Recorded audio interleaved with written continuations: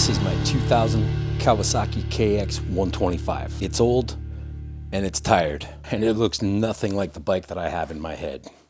But back in 2000, Pro Circuit Kawasaki had one of the sickest looking race bikes on the planet. Split fire graphics with the green frame, the black number plates, and the Pro Circuit pipe. It was pure golden era motocross. So the plan is simple. I'm taking this 25-year-old KX125 and turning it into a Pro Circuit theme inspired style, supercross style bike. And it's not gonna be a museum piece. This is gonna be a bike I can actually ride. It's mint. So welcome to the beginning of this new project. I've always loved the look of these two-stroke bikes, the factory style themes. I grew up riding motocross in the late 90s, early 2000s, so the Pro Circuit era stuff was just something I dreamed of as a kid. This video series is gonna cover everything from the teardown, engine inspection, powder coating. We'll do the suspension, we'll do the graphics, and there's gonna be a lot of hunting for parts. There's gonna be a lot of mistakes, and hopefully eventually, we're gonna get to the first start and the first ride. The 125 two-stroke era was something special. These bikes were light, loud, and aggressive. They made you earn every bit of speed. No electric start, no traction control, no excuses. The goal isn't to make an exact factory bike. The goal is to capture that early 2000s Pro Circuit energy and build the kind of 125 I would have dreamed about as a kid. Now, before we really tear this thing apart, let's get a good look at what we're up against. On the style end of things, there is no graphics on this, except for the tail, which is had a little Frankenstein treatment, I guess. The plastics, they're pretty shot, like this number plate, gonzo. These are all ripped out, all the holes are all stripped. This bolt's actually like kind of cross-threaded in there. I'm gonna have to pull that out, maybe weld a new tab or re-thread, something of the sort. This number plate, that's been painted. I really hate that. Very crusty inside, of course, but hey, it's what we gotta work with. I can't expect miracles from underneath the fenders, right? And the front fender, well, hey, we're changing everything, so might as well change that too. The seat definitely roached. Shot. I mean, I guess the frame of the seat's okay. The plastic pieces and the foam is finished too. It's an old seat cover, probably not really worth keeping.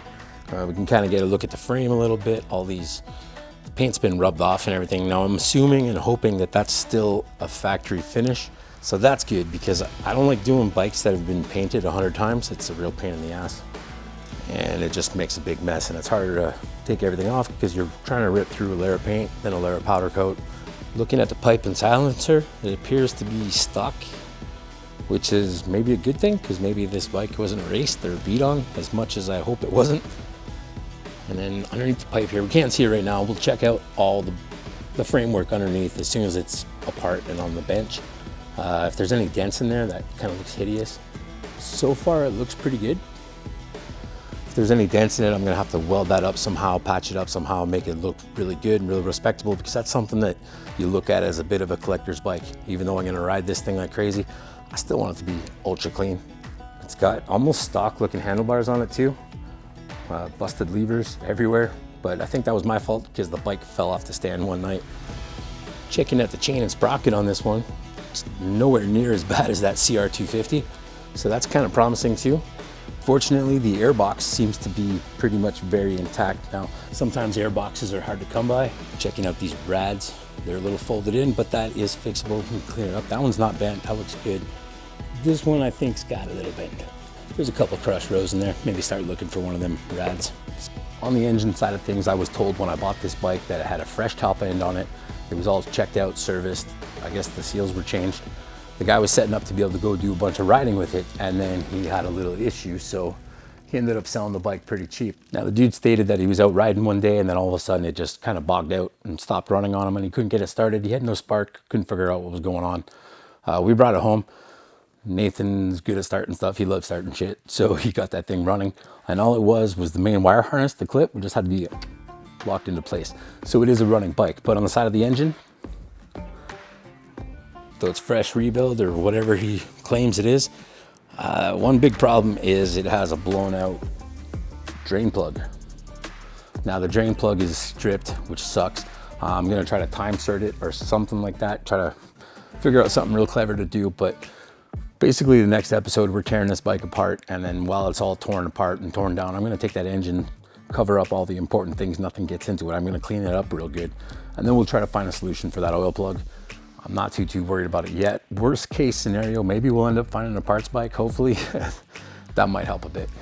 So we're gonna give the carburetor a nice fresh rebuild, put all new parts and seals in it, and there's an air box in here, but this filter is terrible. Look, I just tore a chunk out of it. It's dry, nasty. Hope it wasn't ran like that too long.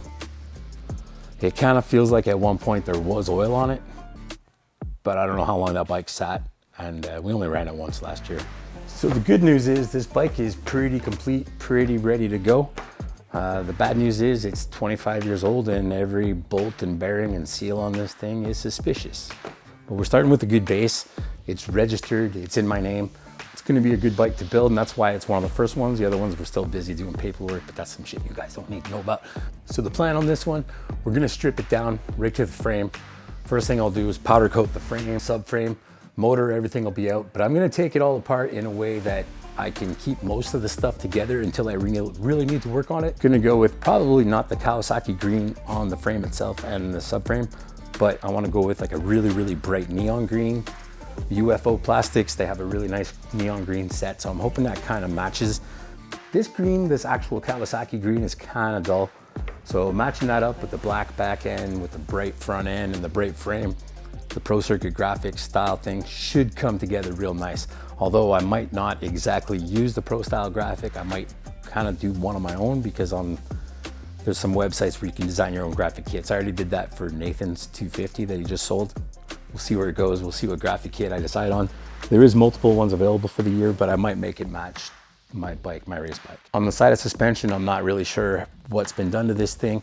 I mean, it looks pretty good and there's no oil leaking out, but that could be because there's no oil in it. Probably do the seals regardless, just to make them good.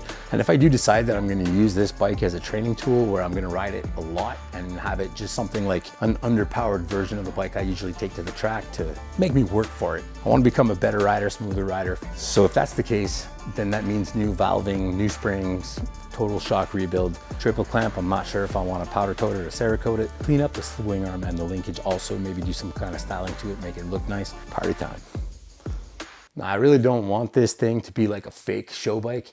It's going to be something that I can get on it and I can ride it and enjoy it, but it's going to look like the bike of my dreams. This KX is an old bike, 25 years old. I mean, they're simple, they're easy, but you never know what we could find. We're gonna start digging into this. It could have a fried top end. It could have blown out bearings on the crank. It could be knocking, making all kinds of noise. It sounded okay when we ran it, but you'll never know. We know already there's got a bent rad on there. There's definitely some bolt strip. There's gonna be a whole bunch of stuff to have to clean up, maybe re-weld, get new pieces, new components. What could go wrong? And it could be that there's just straight up no parts available for this bike anymore. Or worst case, I could need parts for this bike that don't even exist anymore. And that's kind of the point. That's what makes it a real build. If you guys want to see this bike go from forgotten KX125, the full-blown golden era race bike style thing, subscribe, follow, check it out. Here we go. So in the next video, this bike comes completely apart. We're gonna find out if I bought a good project bike or a really expensive pile of parts. And the project starts now.